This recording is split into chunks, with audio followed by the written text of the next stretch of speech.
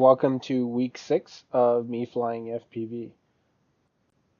Unfortunately, this week I didn't get an opportunity to fly at all. Between focusing on fixing the Intrepid 5-inch VTX issues I was having and having an incredibly busy week preparing for Beakerhead, there just wasn't enough time to get out there. If you haven't heard of Beakerhead, Beakerhead is an amazing festival that's held every year here in Calgary. It's held usually around September. It's focused on combining arts, culture, science, and technology, and really encourages collaboration and innovation. There's some awesome exhibits. There's some awesome activities. It's just a haven of arts and sciences mixing together.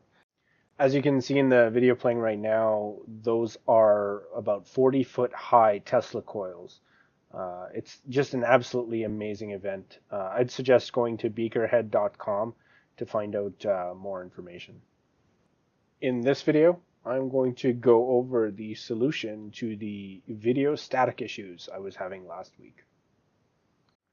As I mentioned last week, I was having a really strange issue with one of my quads.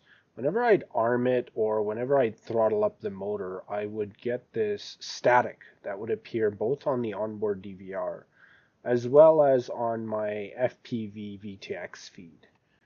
After changing the layout of my board a few times, I posted in a Facebook group of a few other quad enthusiasts, and one thing they suggested is it could be an issue with one of the motors.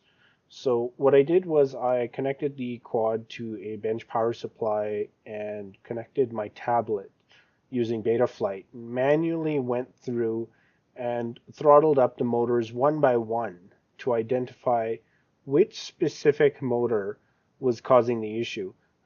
After doing this, I found it very quickly that it turned out that motors 1 and 4, for some reason, had an issue where whenever it would receive any sort of voltage, it would just cause static.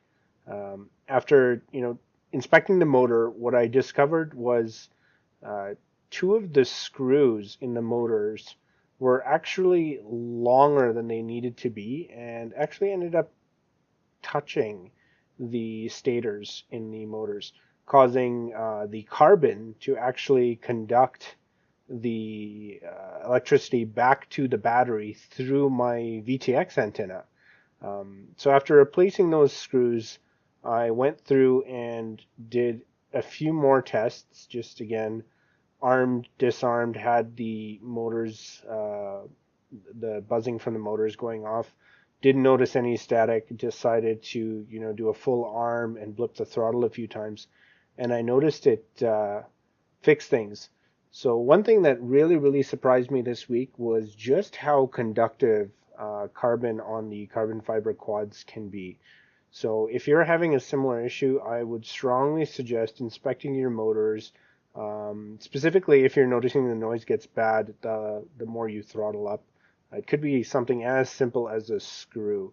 I was a bit frustrated when I found this out because I had taken the quad apart about 4 or 5 times trying to find the source of the issue. That's it for this week. If you like these videos so far, please hit that subscribe button. You can also find me on Facebook at Nibs FPV. Thanks for watching.